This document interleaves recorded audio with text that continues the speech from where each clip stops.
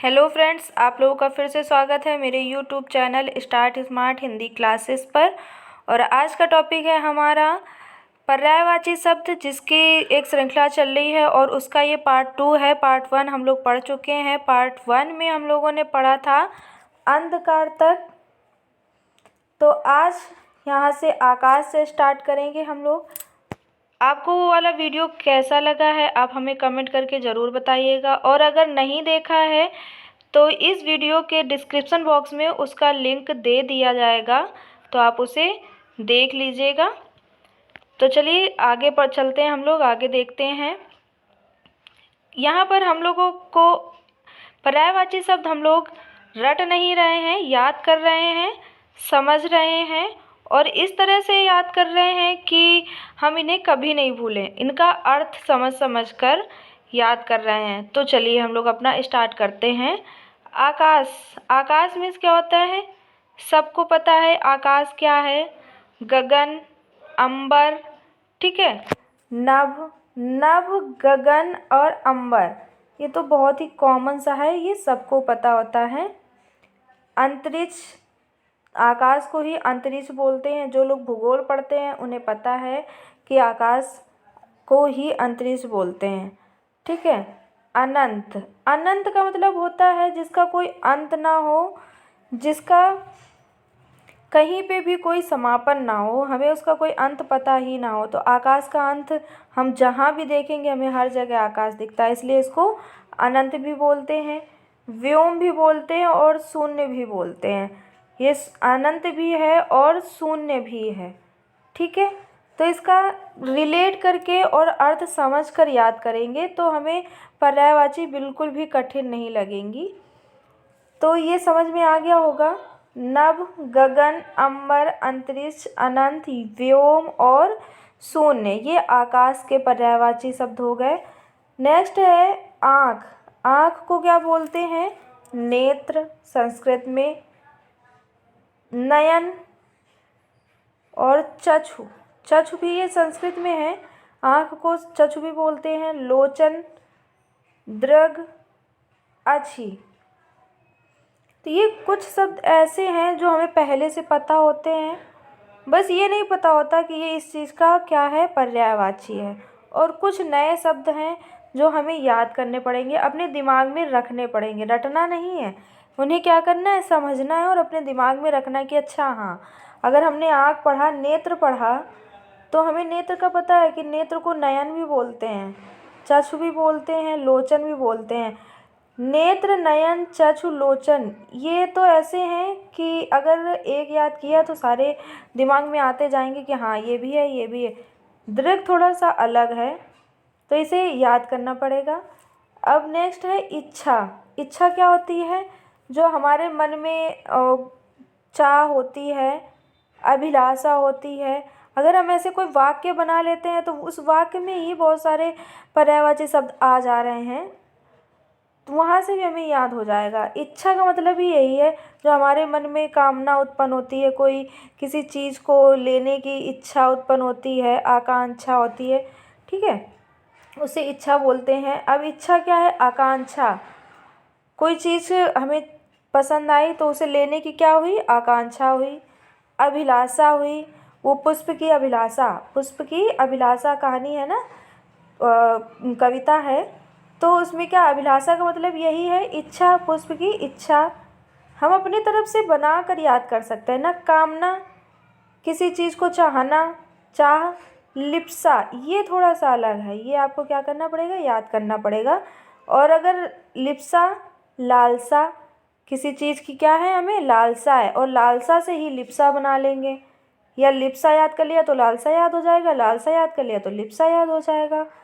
तो इच्छा भी याद हो गया।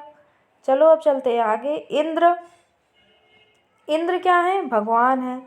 तो इंद्र को सुरेश भी बोलते हैं। सुरपति, सुर मीन्स क्या होता है? देवता, जो देवों के पति हैं, ठीक है। पति का मतलब पति नहीं है यहाँ पे, यहाँ पर एक तरह से ये हो गया देवों के राजा, ठीक है, देवों के राजा, जैसे ये देवराज, ऐसे ही यहाँ पे पति का मतलब राजा ही है।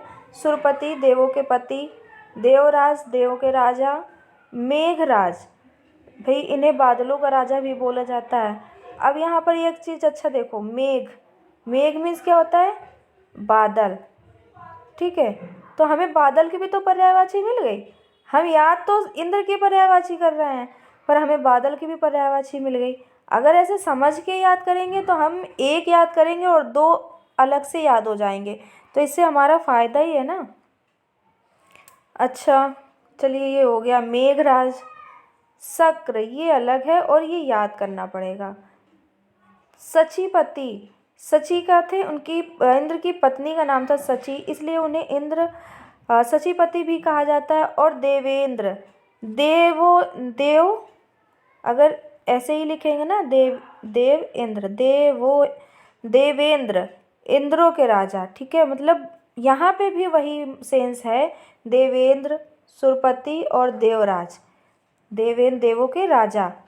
तो ये हो गए इंद्र के पर्यायवाची शब्द, सुरेश, सुरपति, देवराज, मेघराज, शक्र, सचीपति और देवेंद्र।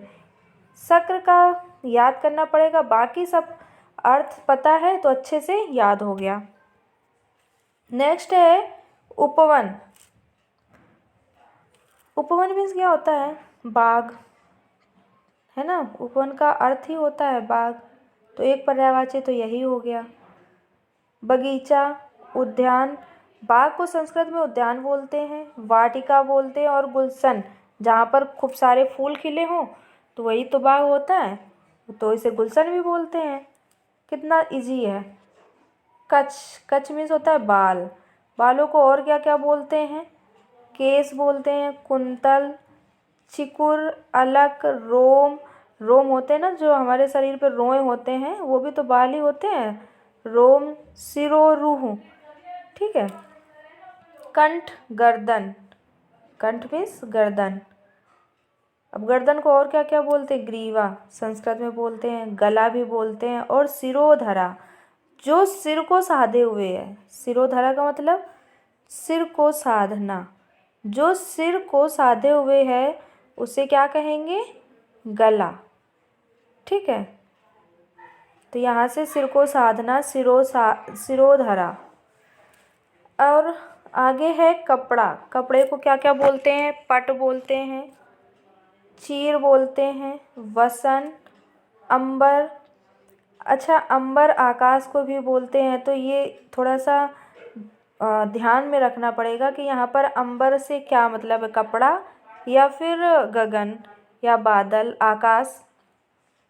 वस्त्र, दुकूल और परिधान, परिधान तो कपड़ों को ही बोलते हैं, जो हमारे वस्त्र होते हैं कि उस किसका किस तरह परिधान पहले बोला जाता था, अब इतना यूज़ नहीं होता है। तो ये हो गया, कपड़े का भी पर्यायवाची शब्द हो गए। नेक्स्ट है कबूतर, कबूतर को क्या बोलते हैं, कपोत, रक्तलोचन और पारावत, कलरव, हारिल। ठीक है। कमल, ये इम्पॉर्टेंट है, ये पूछा जाता है आपके एग्ज़ाम में। कमल, कमल को क्या बोलते हैं, जलज, पंकज, सरोज, अरविंद, राजीव, शतदल, पुंडरीक, इंदिवर। जलज, पंकज, सरोज, अरविंद, राजीव, शतदल, मतलब शतदल, दल मीन्स होता है, शत मीन्स 100 और दल मीन्स दल, जो शतदल हो मतलब पत्ती, जिससे पत्ते, दल मीन्स पत्ते, 100 पत्तों का। पुंडरीक, जो पुंडरीक मतलब जो कमल का फूल होता है उसे पुंडरीक बोलते हैं, और यही इसी को तो पर्यायवाची कहते हैं कि उनका सेंस तो वही है, बस शब्द अलग अलग लिखे हुए हैं, और अगर उनका मतलब निकालने बैठोगे तो मतलब तो वही निकलेगा कि कमल का फूल। इंदिवर, इंद्र को प्रिय है वो कमल। नेक्स्ट है कान, कान को क्या बोलते हैं, कर्ण। श्रवण, जिसे हम सुनते हैं, और स्रोत, श्रुतिपुट, सुनने की जो जगह है उसे श्रुतिपुट। ठीक है, तो ये कान का हो गया। कामदेव, मदन, मनोज, अनंग, काम, रतिपति, पुष्प, धनवा और मनमत। तो आज यहीं तक, और नेक्स्ट वीडियो में आगे के पर्यायवाची शब्द लेकर आएंगे। तो आपको ये कितना पसंद आया आप हमें ज़रूर बताएं। तो चलिए।